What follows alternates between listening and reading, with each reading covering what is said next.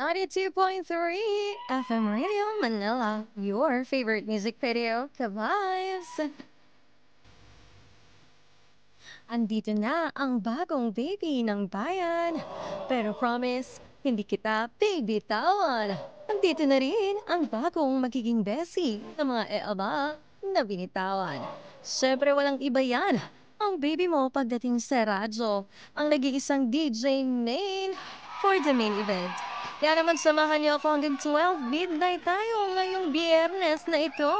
Happy Friday po sa lahat ng ka-vibes natin na taga Metro at Mega Manila. Ayan, magandang gabi po sa inyong lahat. At dito rin sa 102.3 Baguio, 97.5 Sensan, at through our FM Radio Philippines app na nakikinig sa atin Mapaluzon, Visayas at Mindanao. Maayong gabi sa inyong tanan. At magandang umaga naman pagdating sa mga OFW natin na talaga namang tinatangkilik, sinusubaybayan, at talaga namang nakangiti daw sila habang nakikinig. Gabi-gabi dito sa atin sa oras natin. Sa kanila naman ay umaga. Ayan, magandang umaga po sa inyo. At mag-iingat po kayo palagi dyan. At biyernes na naman. Alam niyo na, huling araw na tayo ay magkakapiling ngayong linggong ito. So bukas, weekend, sana maging makabuluhan ang pag-celebrate ninyo ng weekends with your family, with your loved ones. At deserve mo ang magpahinga, ang mag-food trip, at gumala-gala kasama ang iyong mga mahal o minamahal na pamilya. At tayo rin ay naka-live sa ating YouTube channel 92.3 FM Radio Manila. Sino kaya ang nag-confess? At ano kaya ang kanyang kinonfess? Kaya naman, tara na sa main confessions. May mga lihim ka bang gustong sabihin? O mga sikretong gusto mong aminin? Halika't ating pag-usapan sa Main Confessions.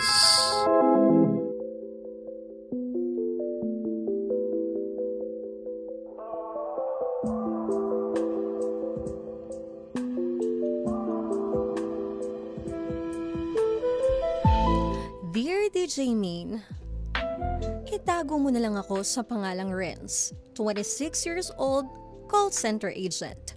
Matipuno, maayos ang katawan. At ayon kay Ate Grace, masarap magmahal. Sa kama man o sa labas nito. Hindi ko na kayang kimkimin. Kailangan kong ilabas ito. Kasi hanggang ngayon, dinadala ko pa rin ang alaala niya. Bawat paghaplos ng mainit niyang palad at bawat pagnanasa naming pinagsaluhan sa mga gabing punong-puno ng kasalanan at sarap. Si Ate Grace ay 46 na, divorced, may 2 anak, may sariling business, classy, matapang, pero sa pagitan ng mga punda at unan ng kama niya, nagiging malambing siya at alipin ng tawag ng laman. Nagsimula ang lahat sa gym. Masipag siya mag-workout. Lagi kaming nagkakabanggaan sa una. Isang araw nilapitan ko siya at nagbiro. Ang init dito, pero mas mainit ata ang titig mo.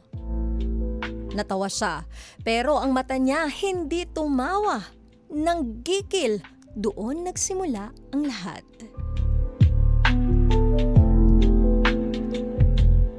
Isang araw, inimbitahan niya ako sa unit niya. Tumutugtog ang mga kantang late 80s classic. Biglang pinatugtog ang I'll Be Over You. Sabi niya, "Old school ka ba?" Sabi ko, "Basta ikaw kahit anong panahon, papasukin ko." At pinasok ko nga siya DJ Main, hindi lang sa bahay niya, kundi pati sa mundo niya. Habang bumabaksak ang manipis niyang robe, tumambad sa akin ang katawan niyang hindi perpekto. pero sobrang nakaka-addict. Kulay gatas ang balat niya. May konting stretch mark sa balakang, pero okay lang, nakakabaliw pa din. Hinawakan niya ang mukha ko. Dahan-dahan niyang binaba ang shorts ko habang siya ay dumausdos pababa ng pababa. Bawat kagat niya sa balikat ko, alam kong may damdamin, may lambing, may pagmamahal. Pero bakit bigla siyang nagbago? Bigla siyang lumayo. Sinabi niya, "Tama na to, Renz. Baka mapagod ka rin." Sabi ko, hindi ako napapagod dahil ikaw ang pahinga ko. Hanggang sa tuluyan na siyang hindi sumagot. At wala na. Tuwing naririnig ko ang "I'll be over you", napapapikit ako, DJ Main. Hindi ako sigurado kung gusto ko bang mag-move on. Kasi sa totoo lang, gusto ko pang balik-balikan ng init niya. Mali bang mahulog sa isang babaeng mas matanda kung siya ang nagturo sa akin kung paano mahalin gamit ang katawan at puso? Tulungan mo ako, DJ Main. Anong maipapayo mo sa akin? From Renz.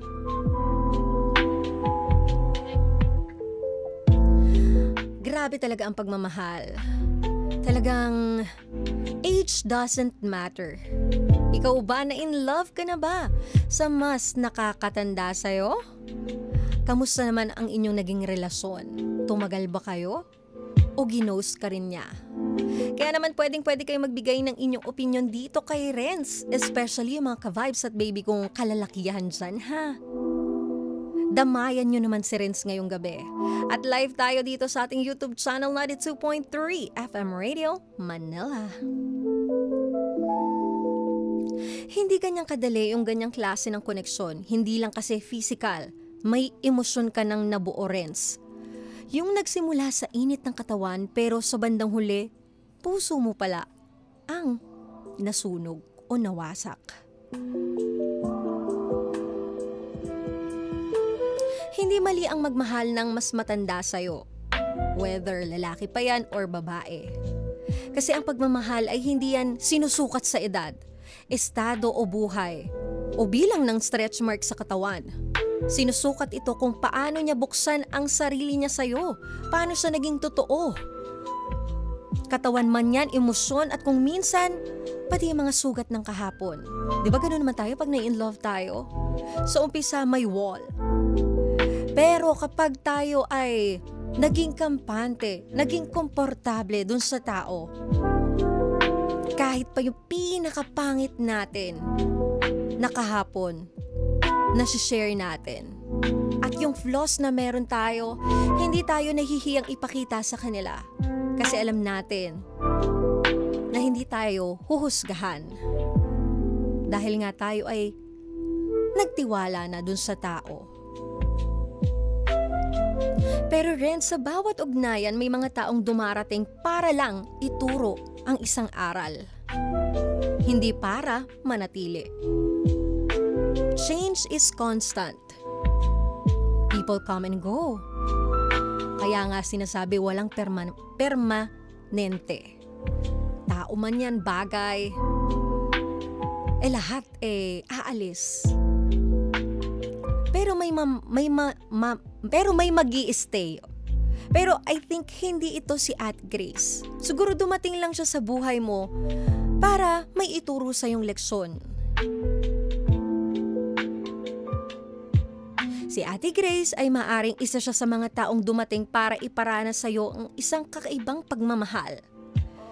Pero hindi siya yung taong mananatili sa dulo ng lahat. Bakit nga ba siya lumayo? Para sa akin, sariling perspective ko as babae, maaaring natakot siya. Kasi yung mga ganitong edad, sila yung gusto nila ng stable na. Ayaw na nila ng laro. At siguro, baka iniisip niya masasaktan lang siya sa'yo. Baka ikaw yung tipo ng tao o tipo ng lalaki na hindi pa ready sa long-term commitment. Baka nandun ka pa sa stage na naku-curious ka pa lang sa mga bagay. Kasi sa totoo lang, ang mga lalaki naman talaga, late mag-matured yan. Yung iba nga kahit 30 na nag-e-explore pa rin eh. So baka yun yung naramdaman ni Ate Grace at ayaw niyang masayang yung oras niya dahil nga siya ay 46 na. So ang hinahanap niya yung taong makakasama niya na habang buhay. At possible din na naramdaman niyang nahulog na siya ng higit pa sa kanyang pangatawanan. O higit pa sa kaya niyang pangatawanan. O baka inunahan niya ang sakit na alam niyang darating din kung mas tatagal pa kayo at mas lalalim pa kayo. Hindi natin alam ang buong kwento ng side niya, pero ang malinaw dito, Renz, pinili niyang lumayo.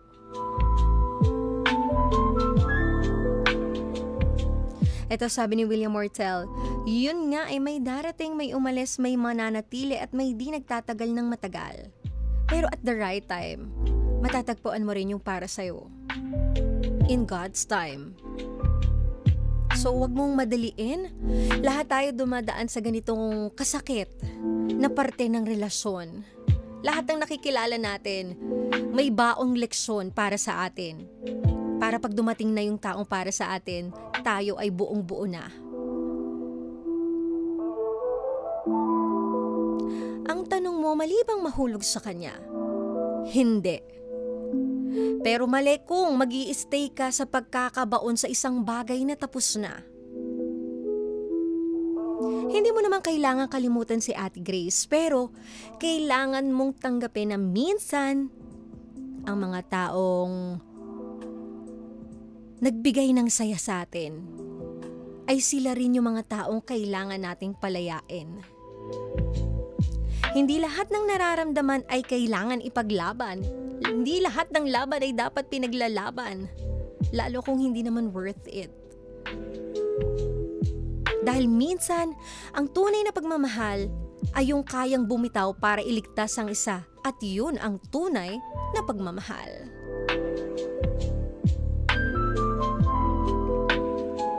Ito sabi ni Comet Ben, keep the good memories. Things will change for the better. Do not overthink what happened. You had your time. People will stay with you in time. Totoo, mas i-look forward mo o mas pahalagahan mo yung mga bagay na nangyari sa inyong maganda kaysa dun sa bagay na hindi maganda. Nang sa ganon, hindi ka maging bitter.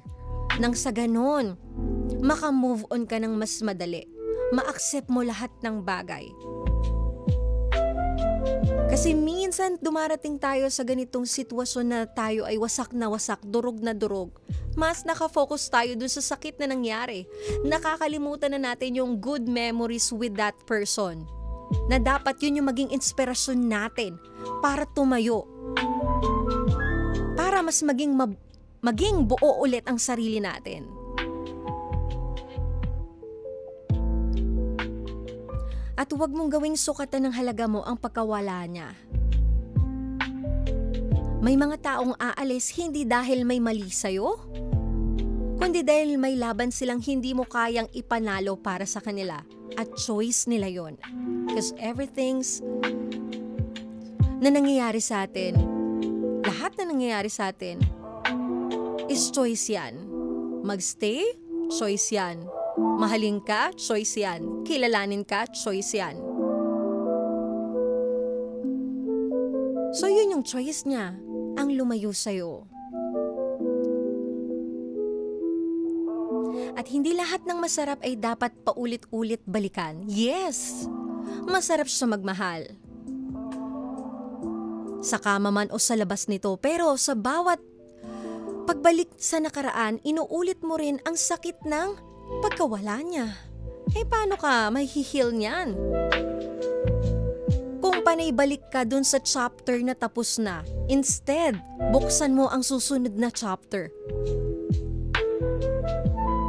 Deserve mong maranasan ng pagmamahal na hindi mo kailangan habulin pagkatapos. Kasi kung mahal ka niyan, magsistay yan. Kung mahal ka niyan, pipiliin ka niyan. At doon pa lang sa iniwan ka, malinaw na sagot na yon sa lahat ng katanungan mo.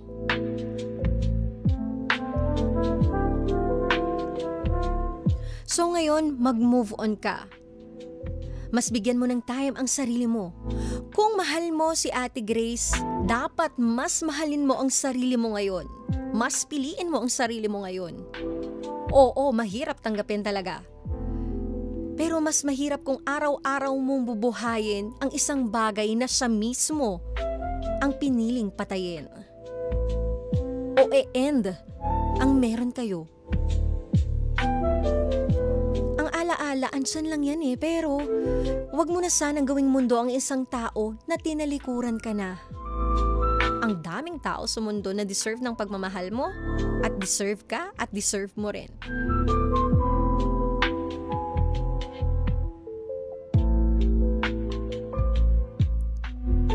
She walks something inside you, but don't let her absence kill it. Keep the fire she sparked and let it light your path, not burn your past.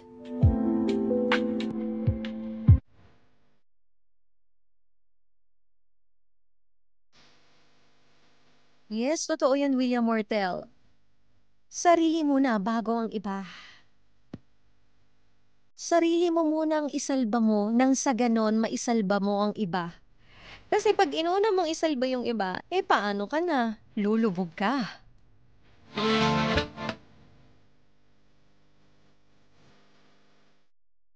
Age doesn't matter naman talaga, Renz. Pero sa inyo, sa sitwasyon na nangyari sa inyo, baka hindi siya ang para sa'yo.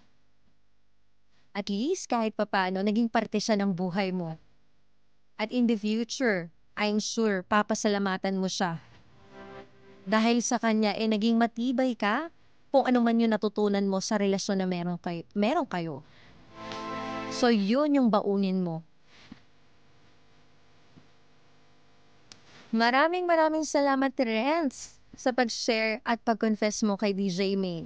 At sana kahit papaano, talaga namang nabigyan kita ng linaw. Although ako alam mo kung ano yung dapat mong gawin, it's just matigas lang talaga ang ulo natin Gusto natin may paulit-ulit na nagsisermon sa atin at paulit-ulit na sinasabi kung ano yung halaga natin. Kaya ngayon, accept, move on, and choose yourself. At lahat naman yan mapagdadaanan mo talaga yung pain na yan. Sabi ko nga you need to feel the pain to be healed. At malay mo, sa susunod na araw, matagpuan mo na yung nakalaan para sa'yo. Pero magmahal ka lang ulit kapag ready ka na. Kasi mahirap pumasok sa isang relasyon na hindi ka pa ready at hindi ka buo. Kawawa naman yung taong papasok sa buhay mo. Thank you so much, Renz. At para sa mga gusto mag-confess kay DJ Ming, ipadala nyo na yan sa ating Facebook page, 92.3 FM Radio, Manila. O hindi naman kaya sa ating Viber, 0954-406-1967. Thank you so much, Uy Dental Clinic, Horticulture by Caldana, Isabero Microblading, Vanity Lounge Aesthetics, Yes Fruit Game Apple to Apple, Spink Philippines, and Zebra Helmets Philippines. At pwedeng-pwede nyo akong i-follow sa aking mga social media accounts. Facebook page, YouTube, Instagram at TikTok, pare-parehas na Ninyo Henyo. At dito, sa favorite ninyo, sa lahat ng social media platforms natin, pare-parehas na 92.3 FM Radio, Manila. At ito na nga, sad to say, natapos ng ating huling araw na magkapili ngayong linggong ito. Pero huwag ka mag-alala dahil mas ma-excite ka for sure. Kailangan ko ring magpa-miss. Nang sa ganun hanap-hanapin mo ko. So alam mo na, Lunes na ulit tayo magkakapiling kaya dapat huwag kang mawawala. Samahan niyo ko Lunes hanggang Biyernes, 10 p.m. to 12 midnight. Dito lang yan sa 92.3 FM Radio, Manila. Your favorite music radio, Ka-Vibes. Kasama ang baby mo, Seracho, ang nag-iisang DJ main for the main event, na nagsasabi na worth it na ang pagpupuyat ninyo. Dahil meron nang magsasabi ng good night, baby. I love you.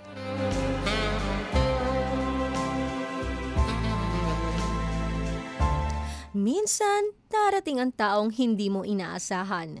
Yung akala mo, lalaro lang. Pero bigla ka palang natutong magmahal. At sa bawat yakap, halik at titig niya, nadala ka sa mundong kayo lang ang nandoon. Pero, paano kung ang mundong yun pansamantala lang? Ito ang awiting paulit-ulit na nagpapaalala ng isang alaalang minsan naging kayo.